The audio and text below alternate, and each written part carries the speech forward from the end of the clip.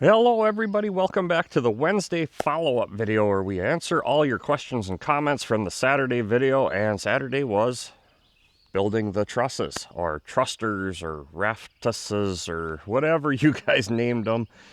So they basically were trusses, but there was a lot of confusion in the name. Anyway, let's go take a look at the trusses. They are all done, stacked up, ready to go up. With the exception of some other work that needs to happen in a coming video. All right, here they are, all 9 of them stacked up, waiting to get put up. And they did come out very nice. Very happy with the outcome here. I know it's going to be hard to see, but they look good. They look really good. I don't see these being an issue ever. And this will give us our ventilation as I discussed in the main video. That tin will come up inside here so that when water drips off here, it won't track back up here. They are a 512 pitch. Pretty much standard is 412. I went 512. I wanted a little more. I figured it'd look nicer too and help that snow slide off. So let's dive into the questions. All right, I hope the sun doesn't get too high here and get right in my face, and I'm hoping you can see me good enough. It's a little dark over here, at least when I looked at the camera. So the first question I'm going to address here, what brand and color of stain did you use on your shed? Right here. It is Cabot, or however you pronounce it, Australian Timber Oil, and it's the Jar Brown. I'll put a picture of this up too, so you can see it. But I really like this stuff. It's an oil. It's a stained oil. It's kind of like, it's a thinner version of boiled linseed oil. It soaks into the wood and protects it. So I do like this stuff. I've been using it for quite a few years on the beehives even. We stain our beehives with it. Pretty color, just looks nice here. Just looks really rustic. I like it. The next one here, is that your slide-in camper? It's nice. No, that is my in-laws' slide-in camper. That is a Host Mammoth 11.6, I believe. I think it's 11.6, so 11 foot 6 inches. Host campers. They're made out in Washington, I believe. So that's a pretty big beast, but that thing is cool. They call it the TARDIS. So pretty cool camper. Your construction model seems adequate and not overly engineered. I'll argue that one. Might I hazard a guess as to the lady intermittently appearing on the video to be your mother-in-law rather than your wife? Yes, that was my mother-in-law, Debbie. So she made some guest appearances in the video. And then he goes on to, yours is the only YouTube channel I'm subscribed to. Too many other DIY types are too given to doing endorsements and bore me. You know, I won't promote a product unless it's something I'll actually use or actually like. I have to like it before I'll promote it, and it's something I have to actually use. So you see me push Anchor Lube. I love that stuff. That is great stuff. You know, heck, if these guys gave me a endorsement to do, you know, paid me to use their stuff, I'd absolutely do it, because this stuff isn't cheap. But I do love this product. It's a great product. But there again, it's got to be something that I will actually use. So you won't see much for product endorsement on my channel. Not much at all. When you said cut the line, does that make up for the fact that the pencil never gets fully against the template and the blade kerf fixes this? Exactly. You nailed it. That is exactly what's going on there. I could sharpen that pencil, you know, because that's a carpenter's pencil. You could sharpen it so it's a flat edge on one side, but it works out just to cut the line. It really did. It worked out perfect. These things are dead nuts onto one another as far as we could tell. All right, before I even start watching this video, I expect to see numerous improper usages of a crescent wrench. Could we see it used as a hammer, as a nail puller, perhaps even a scraper? I like that. I do like that. I should have, and I probably will. Just stay tuned. There'll be more coming. Actually, it's something I've been toying with, is ordering up a bunch of decent American-made crescent wrenches and have them laser engraved with topper machine on them. That we can sell in the store. So if you're interested in that, let me know. I'll see what we can do if we can get some ordered up. I love the ventilation idea, but I would definitely put up some type of screen to keep the birds out of the shed. Not worried about it. The shed is going to be completely open on both ends. So the birds are going to get in there no matter what you do.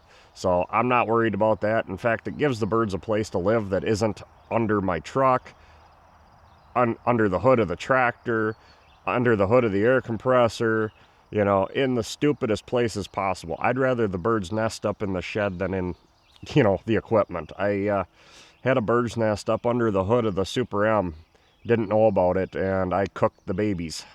We started it up, started sawing, and we cooked them good. So I'd rather have them build a nest somewhere a little safer, like the rafters of the sawmill shed. Especially since my wife won't let me shoot them all, so.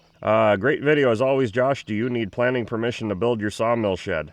That's one of the beautiful things about living where I do, is we don't have the extreme government overstep that a lot of places do. I have to get a land use permit, but that's it. I don't need a building permit. I don't need all that other crap. I just need to tell the county that I'm building it, and then they can come out and reassess and jack my taxes and rape me and pillage and all that's fun stuff. So that's the beautiful part about living up here, is we don't have the problems of the more populated areas. We can pretty much do what we want, and most of us they won't screw with anyway because they know we're armed. All right, here's one addressing something that, well, I sincerely hope your trusses hold the snow load this coming winter. I used to design trusses for homes in Southern California mountains where snow loads are comparable to those in Wisconsin. From what I see in your video, the trusses you made lack webs that triangulate the load in both compression and tension between the top and bottom cords. Please enter your truss dimensions into an online truss load calculator before winter. There are several free online calculators available to you to use. All right. So, let me point out, that piece of crap Menards building right there has trusses spanning 36 feet with a 2x4, made out of 2x4s, 1.5 by 3.5.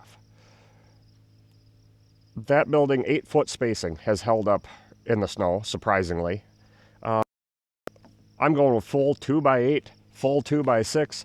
I'm over, gusseted it way more. I have no doubts about this. In fact, when I go up in the attic there and look at those trusses, they are not as clear as these as far as knots and imperfections. These are much higher quality board than that crap from Menards.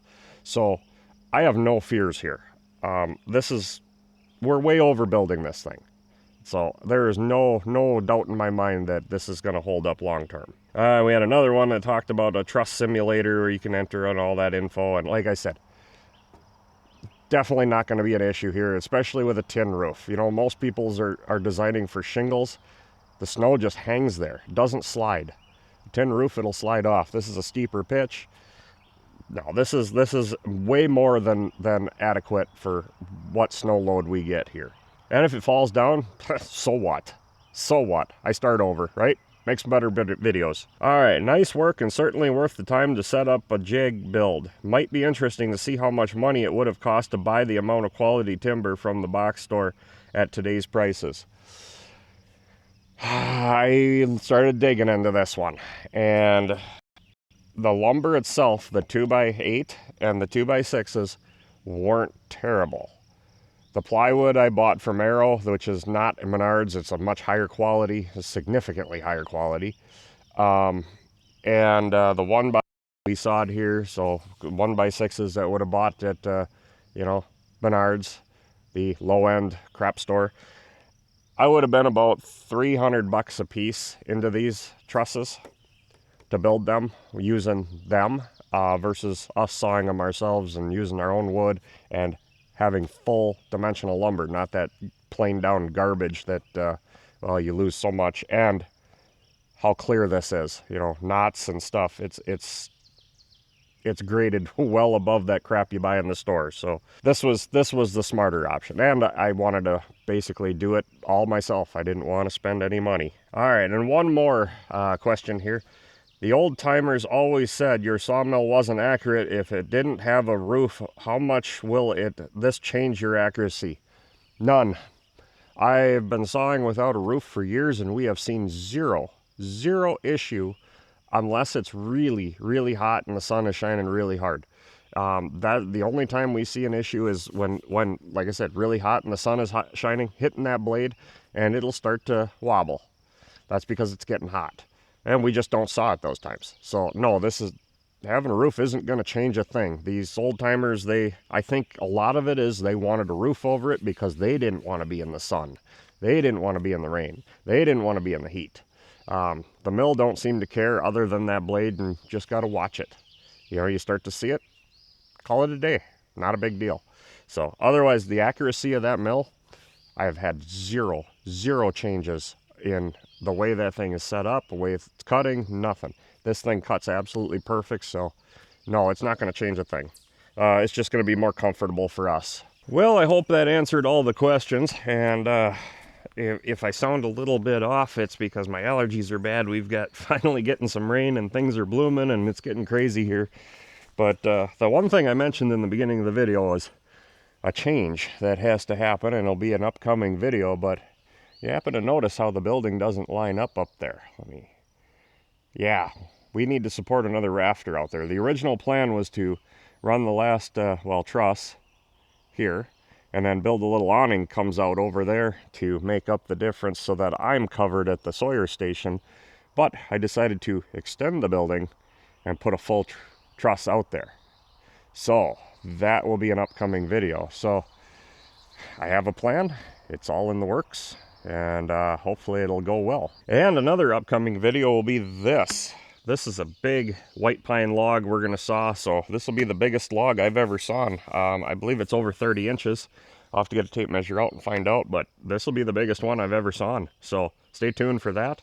And as I've mentioned in the last video about channel memberships, I'm gonna start doing some members only videos, some behind the scenes stuff, some stories, things like that. So if you're interested, the memberships are not terribly priced. The low end, you still get all the perks. The one up, you get all the same perks. It's all the same. It's depending on what you want to pay, what you're comfortable with. But I need to start doing some members only stuff because YouTube is limiting so horribly how much us creators can make. So we kind of are forced into this, sadly. So I'll be doing some members only content here and there. So stay tuned, check that out. If like I said, you can try it out for a month. If you don't like it, don't continue it. That's fine with me. Otherwise, the normal content, all the regular videos will just be free like it always has with ads. But I hope you understand, and until next time, get out in your shop and get it done right the first time. Too dumb to quit, too proud to cry, still grinding steel under a fading sky. The last machine shop in a frozen hell, just me in a dream I can't see.